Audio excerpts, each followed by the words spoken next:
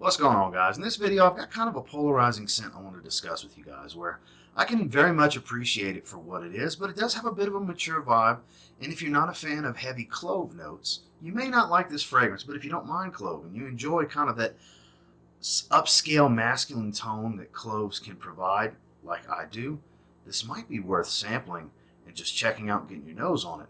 Of course, we were talking about from Electimuss. We're talking about Auster. So stay tuned.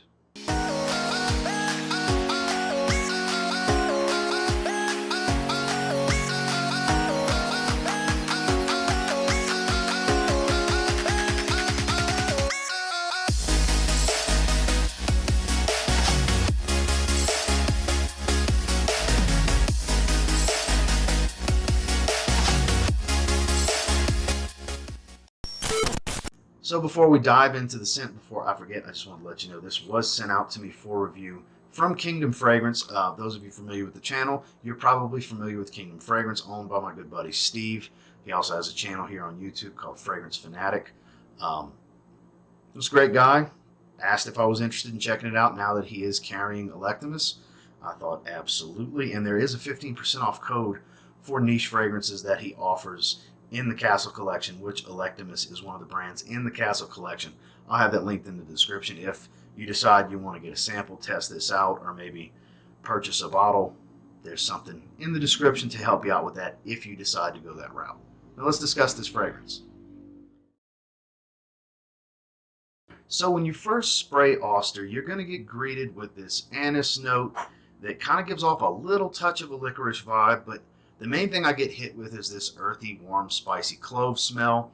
And the geranium almost comes off a little on the sweet side, like there's a light sweet floral tone here. And I don't mean candied sweetness or fruity sweetness. So it's a very specific type of sweet, floral, flowery tone. It doesn't come across as very minty like most of the time geranium does. I'm not saying it doesn't add a little bit of freshness to a otherwise very dark and earthy toned fragrance. Maybe that's what the geranium and the lemon are doing in combination, but I don't really smell the citrus here. On my skin, I never pick up the lemon.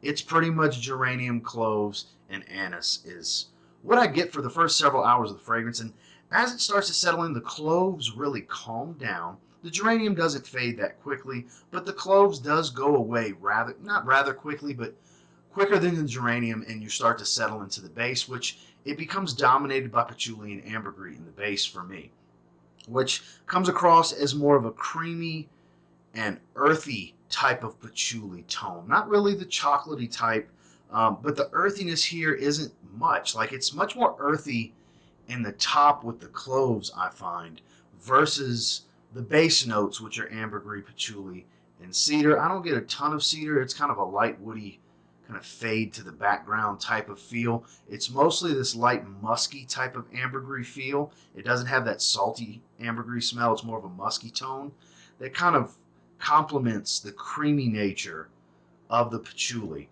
It's not as complex as you may hope it to be. The note breakdown doesn't lead anyone to believe it's going to be complex and deep. It's kind of a straightforward scent. What you get up front and what you get in the dry down are kind of two different things, but it does change. It's a two-stage fragrance on my skin. It's pretty much opening to heart and then heart to dry down. What you get for the first 2 hours or so and what you get for the rest of the life of the fragrance are kind of two different things, but it does have, like I said, an upscale appeal to the scent profile. This is mature, this is masculine, and this is very classy and situational. It's very niche. It's in every aspect of the term niche. It's a very situational niche fragrance that I can't see a ton of people falling in love with, but at the same time, I can see a bunch of people appreciating the scent profile for what it is. It doesn't have a wow factor, but it does have an interesting conversation starting type of appeal where it's an interesting scent. It doesn't smell like everything else, not things that I've smelled anyways. And like I said in the beginning of the video, I do have appreciation for a strong clove note. I've actually always liked clove in certain fragrances. They're better for cooler weather situations and more upscale dressy occasions, which I deem this very suited for.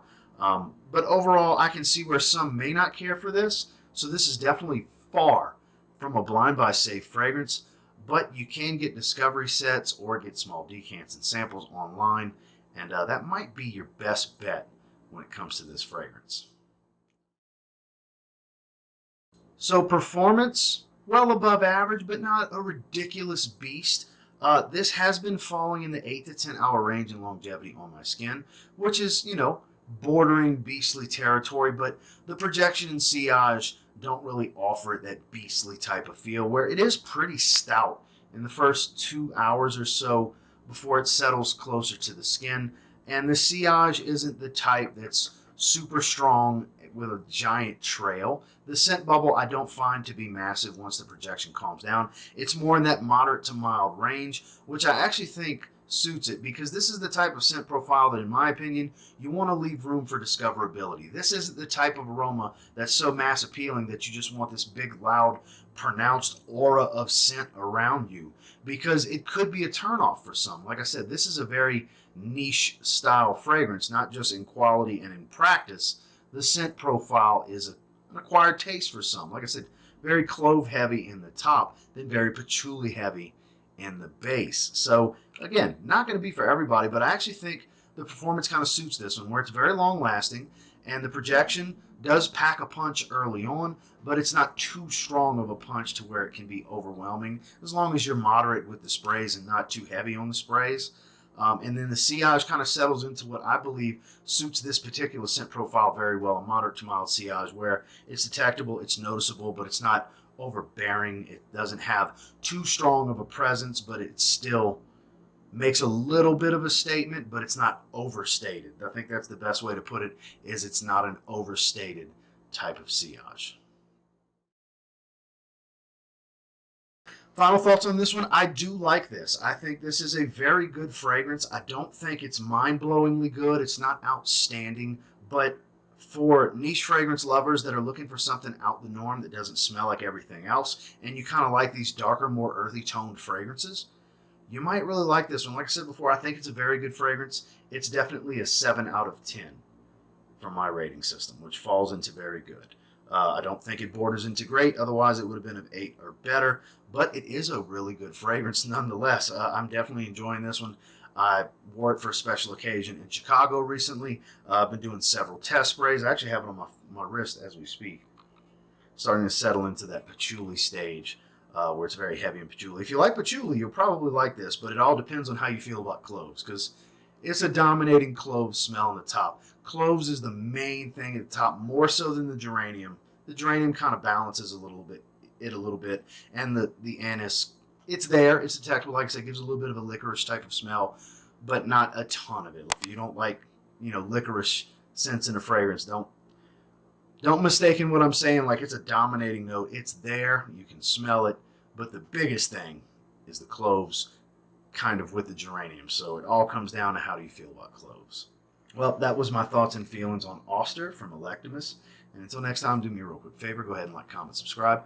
So I do appreciate all the feedback, and I love hearing from you guys. How many of you tried this, and what do you feel about this fragrance? How do you feel? Because like I said before, I could see where some people won't care for this fragrance.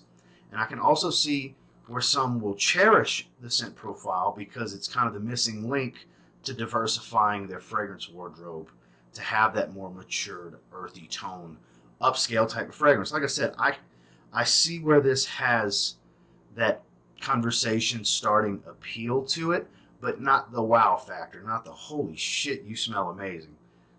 I'm not saying it can't happen, I just don't see the likelihood being high when it comes to this particular scent profile, but it is still very good nonetheless. And until next time, I will say, if you get your hands on Auster from Electimuss and you give it a spray now, you might end up thanking me later. Have a good one, guys.